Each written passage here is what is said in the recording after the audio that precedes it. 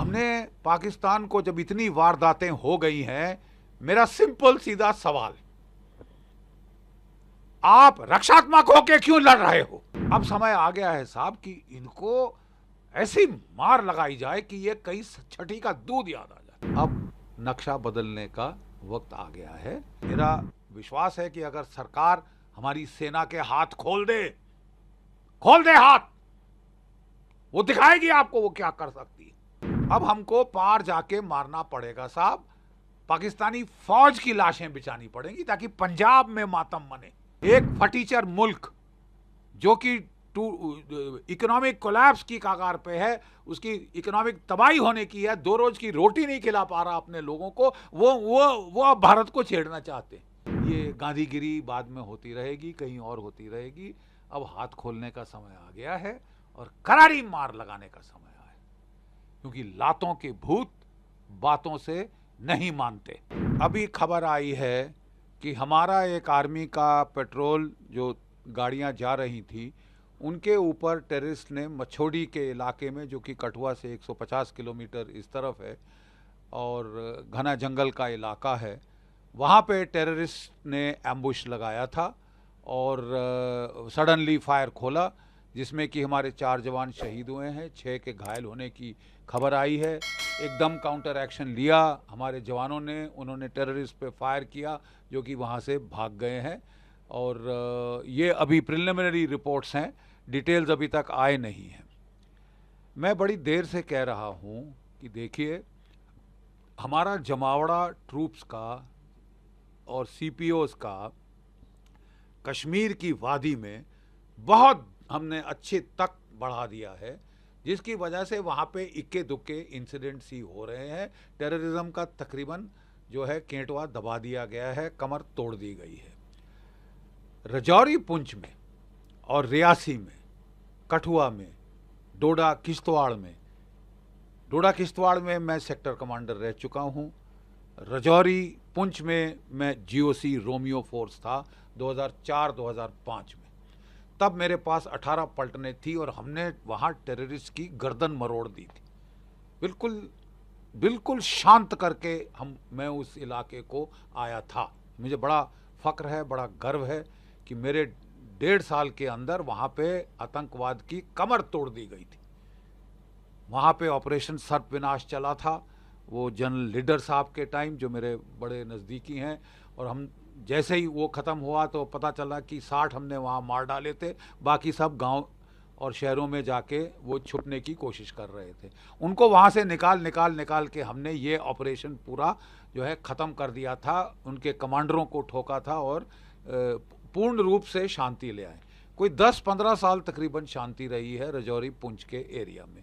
Quite obviously जब शांति होती है तो ट्रूप्स वहाँ से हटा लिए जाते हैं और जगह भेज दिए जाते हैं। मसलन कि जो यूनिफॉर्म फोर्स जो रियासी में था, जो उधमपुर के इलाके में था, उसको हटा के जब चीन ने लद्दाख में तेवर बदले, आक्रामक तेवर दिखाए, तो उसे वहाँ भेज दिया गया।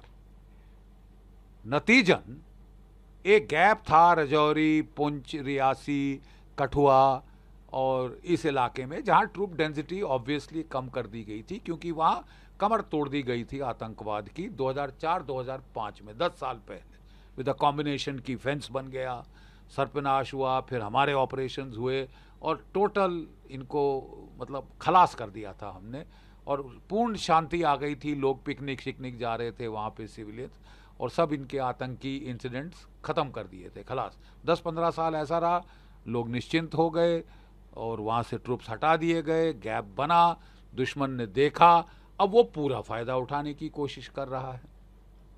एक चीज़ और मैं बताना चाहता हूँ, मैं बड़ी देर से निवेदन कर रहा हूँ सरकार को कि जब कोविड का दौर चला था, 3 साल हमारी फौज में सब भर्ती बंद कर दी गई। 3 साल, हर साल 60,000 बंदे रिटायर होते हैं। मतलब कि 3 साल के अंदर हमने 1,80,000 भारतीय सैनिक खलास, कम कर दिए। अब साहब मुझे समझ नहीं आ रहा, हमारे खतरे बढ़ रहे हैं चीन के साथ, पाकिस्तान के साथ, तो हम ये फौज को काटने का ये क्या भूत सवार हो गया है, मुझे समझ नहीं आता इसकी वजूहत क्या है कि बहुत बड़ी फौज है, बहुत भत खा रही है, थूक लगा रही है सरकार को, लड़ रहे हैं आपके लिए, मर रहे हैं, थूक नहीं लगा रहे। और जब खतरे बढ़ रहे हैं हम अपनी मैन पावर काटनी शुरू करें, जबकि हमारी सारी लड़ाई चीन के साथ अगर होती है तो हिमालय के पहाड़ों में होगी, पाकिस्तान के साथ होती है तो फिर पूरा कश्मीर में सारे जो पहाड़ हैं, लो हिल्स हैं, जंगल्स हैं, वहां पे होगी। माउंटेन्स ईट अप ट्रूप्स। अगर नॉर्मल हमले के लिए 1/3 की रेशियो चाहिए, 1:3, पहाड़ों में 1:10 की रेशियो चाहिए। आपको पहाड़ों में लड़ना है, then you need to increase manpower. हम बातें बड़ी बड़ी कर रहे हैं लेकिन वहां पे दूसरी तरफ फौज काट रहे हैं। हमें बोला जा रहा है कि बहुत खर्चा हो रहा है मैन पावर पे, हम हथियार खरीदना चाहते हैं। तो क्या रूस के पास कोई हथियारों की कमी थी साहब? रशिया यूक्रेन का युद्ध ट्रेलर आपकी आंख के सामने चल रहा है, आप क्यों नहीं उसको देखते? हम हथियार रूस से ले रहे हैं, हथियार की कोई कमी नहीं है रूस के पास, मैन पावर की किल्लत थी। और जब तक उसने मैन पावर नहीं बढ़ाई उसके बुरे हाल हो गए थे।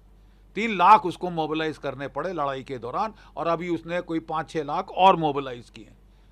तो क्या आप मतलब लड़ाई के दौरान मोबिलाइज करना चाहते हैं? मुझे समझ नहीं। आपकी स्टैंडिंग आर्मी थी, परफेक्ट आर्मी थी, it was giving you such good results all over. तो उसकी काटा पीटी शुरू हो गई है साहब कि बहुत खर्चा हो रहा है। तो अभी 7 ITBP की नई बटालियंस खड़ी हो रही है, उन पे खर्चा नहीं हो रहा। नहीं, आप क्या कहना चाहते हैं? अब आप पुलिस प्रोटेक्शन देंगे आर्मी को? मतलब I mean I can't understand. आपको अपनी मैन पावर बढ़ानी होगी, पीरियड। अग्निवीर स्कीम पे भी अब सोच विचार किया जा रहा है, उसको भी आपको मेजर चेंजेस करने होंगे, नहीं तो ये जो आप गैप्स खोल रहे हैं दुश्मन उसका फायदा उठाएगा। नंबर 1 चीज। नंबर 2 चीज, हम जब खासकर मैन पावर की किल्लत है तो हम रक्षात्मक होके क्यों लड़ रहे हैं कि बचाओ बचाओ करो, अपनी तरफ करो? अरे साहब, मोदी 2.0 सरकार ने पहले सर्जिकल स्ट्राइक की थी, कई महीने पाकिस्तान चुप्पी साध के बैठा। फिर जब उसने फिर चुलबुली दिखाई तो हमने एयर स्ट्राइक करी 80 किलोमीटर अंदर बालाकोट में, और 200-250 टेररिस्ट वहां मारे थे। और 1-1.5 साल पाकिस्तान चुप रहा, रोता हुआ चीन की तरफ गया, मेरे आका मुझे बचाओ। और चीन ने फिर दबाव डालने की कोशिश करी लद्दाख में, उसको उल्टे बांस बरेली को पड़ गए। हमने पाकिस्तान को जब इतनी वारदातें हो गई हैं, मेरा सिंपल सीधा सवाल, आप रक्षात्मक होके क्यों लड़ रहे हो? 4 साल से सीज फायर दिया हुआ है पाकिस्तान को। सीज फायर क्यों? सबसे अच्छा दोस्त है हमारा। What do they bloody need a cease fire for? अब समय आ गया है साहब कि इनको ऐसी मार लगाई जाए कि ये कई छठी का दूध याद आ जाए।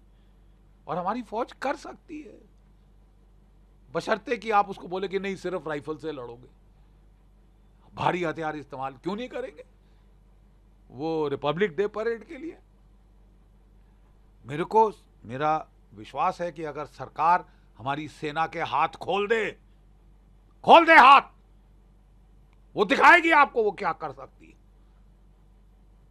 दिखाएगी आपको वो लाइन ऑफ कंट्रोल के पार क्या कर सकती है। ये अटैक इंटरनेशनल बॉर्डर के पार हुआ है।